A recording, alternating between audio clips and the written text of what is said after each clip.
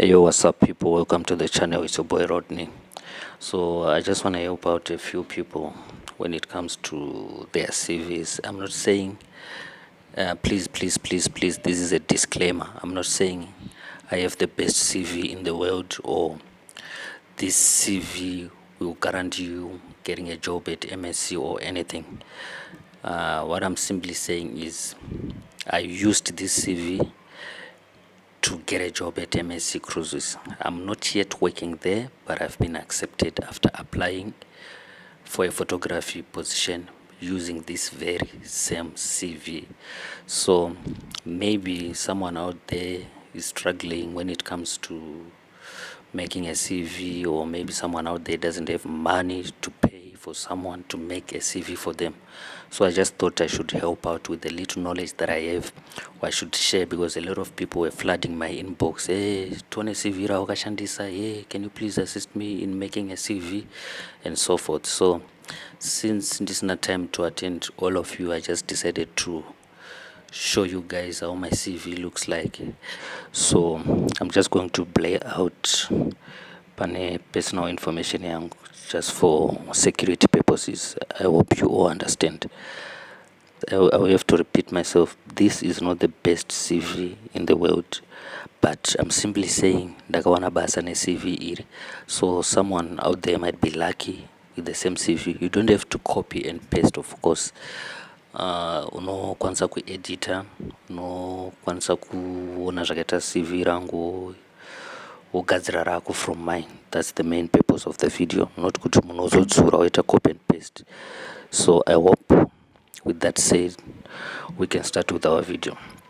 So there are many softwares or programs out there dzinogadzira ma-CVs. For example, Microsoft Word, CorelDRAW, PowerPoint. Then by my phone, by my applications like Intelligent CV. Then you can also do online, Google about how to make a CV online. Then we have ChatGPT, which can also assist you in making your CV. So in my case, I used Intelligent CV kugadzira CV rangu iri, but you can use any other program, any other software you have, as long as my results acho akangofanana. So when it comes to photography, CV racho, like position yauri kuapplyira, a lot of people make a mistake ipapo. Position yauri kuapplyira ndeye photography. So iwewe as a photographer, your picture rauchaisa pa CV runofana kutongoratidza HR manager kuti uyu munhu ndi photographer zvesure. You can't have a low quality picture here, or picture rakatorwa nefoni, or selfie picture, or picture uri murestaurant. You get the sense. So the first thing you need to do is enda ku photo studio or photo shoot, then unotorwa a nice portrait photo of yourself, clean, chero hako ukapfeka formal or kusapfeka, but just look smart casual. And uratidze kuti sure you used a high-end camera to take your picture. By just looking at this, you see this is a professional picture. This person is serious when it comes to photography, or probably they just use their own equipment to take, like in for instance, ndakatozvitora actually, right? So by heading or by header, you must put your name here, then uisachi position yauri kuapplyira for. Ameno mawaiter, maybe vanogona kunyora kuti waiter, apa handizivi hangu kuti CV remawaiters rakaita sei, but for photography I would recommend unonyora zita rako, pazasi panapa unyora chi position, then here should be your address where you are currently residing. Then underneath woisa chi phone number followed by your email. Then pazasi panapa pane objective. What is an objective? What is it that you are willing to achieve? Chii chauroda kuita, what are your end goal? Uroda kunyatso kuita sei chaizvo necompany yedu. So iwo unenge wakuudza MSC zvauroda kuachieva. So In my case, in yangu yakanzi, a photographer with over 5 years of experience in photography, seeking an opportunity to further my career in your company. Please people, kana usina 5 years of experience usanyepa just because rangu rakanzi ndine over 5 years of experience. Yes, inini ndine 15 years in photography, so actually I should have written with 15 years of experience, but ndakaona kunge zvozoita kunge ndiri kunyepa or something. 15 years dzakawandisa, but in reality I do have 15 years of experience in photography, but since the recommended experience ichitangira over 5 years and above, that's why ndakanyora kuti ndine over 5 years of experience. So isn't it you are trying to sell yourself? So just find my words, just play around words dzinoita kuti uzvitengese out there, but you can lie here and there, but don't then go way overboard and say ndine 20 years iwe usingatombozivi kuti kamera inobatwa sei. Probably some might check and go through your CV kuti iwe zvauri kutadza kana ku adjusta shutter or ISO, but uri kuti une 20 years muphotography zvinombofamba sei? Chitombotiudza 20 years dzako wakadziwa nepi? Saka I hope it's quite clear when it comes to this sentence iri panapa. Ndichibva paobjective ndakaisa experience, my experience in photography kwandakashanda. Ndakashanda paUniversity of Limpopo as a photojournalist. This is what I did. I captured images chichichi gore racho kubva musi wakati kusvika gore rakati, then ndikazoshanda futi kuenergy FM ndichiita so kubva gore iri kusvika gore iri, then ndikazoshanda futi kwandiri kushanda currently kuBrooklyn City College ndichiita so since 2020 up until now. Right, vamwe vanhu vari kutsvira panapa paexperience apa. A lot of people vari kutsvira ipapa. How? Because if you check panapa pakanzi 2020 to current, meaning I'm currently and I'm still working, and zviri kuratidza kuti nditori pabasa as we speak, ndiri kutoshanda uko. So iwe manje ukasiya CV rako rakanzi from 2020 to 2022, kureva kuti iwe uri kuti since 2022 hausi kushanda, meaning kuti you are not on demand, meaning kuti iwewe you are not essential. CV pako kuti iwewe hausi kushanda, automatically kana kuri kuMSc hauchatoqualify, because vanotoda vanhu vatori pabasa, people who are competent enough, vanhu vekutoti munhu ndo basa rake, ndo zvinhu zvanotoita is daily life make, like on a daily basis, if you get what I'm saying. So make sure kuti paCV pako you mention kuti you are currently working and you are currently employed. Chero paunozowana interview, paunoenda kuinterview, please state kuti you are currently working. Watokumbira kutora off kubasa kuti waatende interview or uri palunch. Inini interview yangu ndakatonyepa ndikatoti because vanokuti paunowana your first interview paya panonzi choose a time and date yauri comfortable to do the interview. So ndakachoose a time, I think it was from 1 to 2, and time slot iyo yandakachoose inomake sense pakunoti ndakazonoti ndiri muinterview ndikati nditori palunch. After this interview ndirifanira kutodzokera pabasa because lunch yangu iri kupera na 2, anovaona. So always apa inini hakuna kubasa kwandiri kushanda, ndaitonyepa ndasitombori palunch, ndasitombori pabasa. Nanhasi handisitori pabasa, ndakatomirira kutoenda ikoko kuMSc, ndakatomirira date. So you are selling yourself. The idea is you are selling yourself. So make sure paCV pako it's a must you mention that you are currently working. I hope that is clear. Then pama experience apa foot, you don't have to lie usually way overboard, like wozouya unyora panapa but yo uri kutoshanda kuZBC. Just come up with zvimwe zvimakambani zvanamuseyamwa zvinoexista, like there are a lot of guys muHarare vari kuita photography vane ma-registered companies. Unoenda ikoko, then you ask to freelance for a week or 2, then wozoti mudhara ndakuda kugadzira CV rangu, toda kuisa pareference havarambi anoona uitoziva akauya akaita freelance iwe uchizomudza kuti no inini paCV rangu ndatonyepa ndiri kutoshanda mudhara pakaipa ndozokutengerawo drink you don't have to go overboard wotanga kuti inini ndotoshanda kuSABC ndakamboshanda kuSABC zvinozoraisa maeyebrows but vamwe havo vanobudirira nazvo but just to be safe I wouldn't recommend you to lie too deep to such an extent yekuti zvinogona kuzoraisa maeyebrows HR manager, so try to limit the lies. Then pa-education apa inini ndine bachelor's arts in media studies, degree harinei chekuita nephotography but then related, so you just find something in relation. Kana wakaita diploma or course, whatever it is, you just put it here, and whatever chiri related to photography, like zvima courses zvima computers zvinoshanda, because you'll be also editing pictures and you'll be using computers and stuff like that, so this is an added advantage.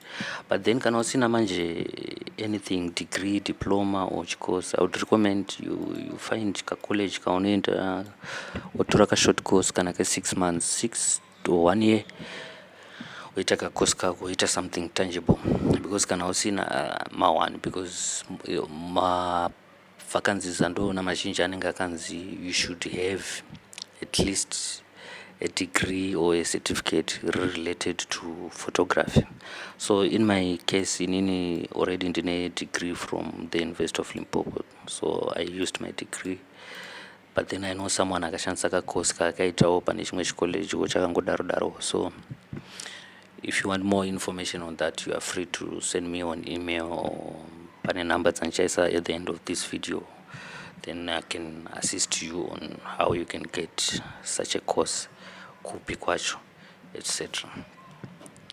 Then toenda pamaskills. Pamaskills you just add maskills aunawo or aunoziva, but also are related to photography. You don't have to tell us kuti you are a good cook whereas you are applying for photography. I see waitressing kai kana kugali maybe kwaunotudza zvekuti iwewe you are very good at cooking chichi kana mahobbies ako. No one cares about that.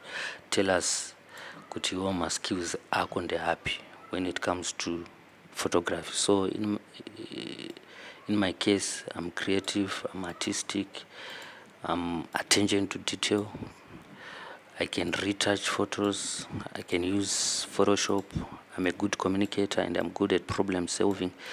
These ones I just added because they are common. Anodiwa ne teamwork, apa ndakatokangana teamwork, but for those vari kuda kuzoita maCV yavo vachitora maideas pane, I would recommend you add teamwork panapa pakuti iwe unogona kushanda in a team, so right, because I didn't mention that on my CV. Ndakatokanganwa actually, but I was supposed to end my interview ndakazobvunzwa mateamwork izvozvo, right. Chibva apa touya pama-personal details like your date of birth, marital status, nationality, right. Obviously I would recommend kuti kana usina muchato, like usina kuchata zviri pamutemo, like legally, so registrar, do not say you are married even though une mukadzi, just say you are single, as long as muchato wako usiri pamutemo or usiri non legally, so just leave it iri pasingle panapapa, unless kana makatochata mimi mukatoenda kukoti chichi mukatosainana pasi, that's when you can write you are married, because ukazonyora kuti married panapa panozonzi where is your marriage certificate, yosina manje anenge atova ma1. Make sure you add your Skype ID, it's a must as well panapa pakakosha, because some of the interviews you get them via Skype or you conduct them via Skype. Some of the responses when you apply for an application or for open vacancy, they respond to you via Skype. Vanotombokubata kuSkype wokucheka chichi, wocheka futi profile yako kuSkype yakamira sei chichi. So make sure kuSkype kwako kwakarongeka kune this same picture as well as profile picture kuSkype. Then make sure you attach your portfolio link. I would recommend you use Flickr. As long as you Flickr, you go to Google, you check what Flickr is, or you go on flickr.com, then you upload your work there. When you upload your work, you know, copy a link, or you copy a link to your albums. My picture is my album pa Flickr. So I will also leave a link in the description here, portfolio where you guys can click on the link, then it will take you to my Flickr account. Then you get to see how I have arranged my albums, or how I have organized my albums. To say my type of photo shoots and like your graduation photo shoots, your kiddies photo shoot, your wedding photo shoot, your portrait photography. Shingodaro ndakazvigroupa into segments like graduation photography, portrait photography, wedding photography. I grouped them into albums, and album ratio is one link. It's the portfolio link. So when they click that link, my pictures are nagambotura. So I'll leave this link in the description so that you guys can go and see what Yagamira said. Then you go and create yours. And please don't steal my pictures, because if you do, I will find out, because my pictures are copyrighted. So it will send me an email to say ninga upload my picture on Flickr chichi, what do you want to do? So I can say block, or I can say ignore. But if you steal my works, I will click block, then Flickr no go block. So rather tauraneni kana wasina ma pictures ndo kuitira plan ndo kupa ma pictures ansingashandisa ndakatora kana kuri kuti house photograph or anomboita photography. I don't mind kukupa ma pictures ekushandisa pama portfolios enyu, tinenge totaurirana kuti tiri kufamba sei. So CV rangu robva ragumira panapa. What's happening if you check is one page? Some might say, why one page? Why it's short? So why personal references and stuff like that? So always make sure that your CV is short and precise, straight to the point. My hobbies are watching TV, reading novels. No one cares about that. Just go straight to the point. Make sure your CV is short and precise. One page. It doesn't have to be 2 pages, because when we no receive those emails, imagine how many CVs they receive in just an hour. Not 1 day, just an hour. I know receive my CVs so they don't have time to go through all your 5-page CV or 2-page CV. Wana time to flip my page nekudidi. They just wanna see the photographer experience yake ane chakati ma skills anogona Photoshop ndo yakakosha kuphotography.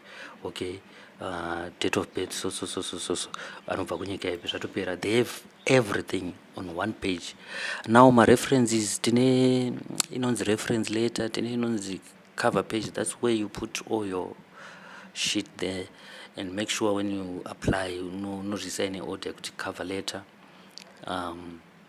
potera CV rako, potera reference letter. Yeah, then that's it. You apply. You can unema certificates of photography like inini ndine zvimwe certificates zvandinazo.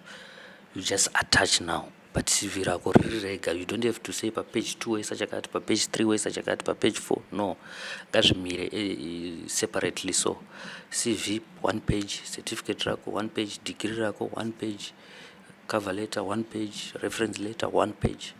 So for those varuda kuzoona kuti cover letter acho akaita sei, certificate racho rakaita sei, degree racho rakaita sei, reference letter yakaita sei, oinoitwa sei, just tell me in comment section so that I make another video. Vari kuda kunzwisisa vane mubvunzo, isai mubvunzo mu comment section ndione kuti ngaimprove papi on the next video. What is it that we need to cover kuti vanhu vabatsirikane. The main goal is for us to go and work tinotsvaka mari. Muziva kuzimu zvinhu zvakaoma, so we all want to get something. Saka pataona mukana wekusimudzirana ngatosimudzirana tichitoenda. Ini ndakatobatsirwawo kuita CV rangu naanonzi James mugroup rakanzi cruise ship process. Shout out to James. Saka since akandibatsirawo ndisingatombomuzivi, why not help another person out there? So to avoid vanhu vari kuflada kuinbox kwangu, I just thought I should share my CV once and for all. But please do not misuse my CV, do not misuse my portfolio link. Thank you, and don't forget to subscribe.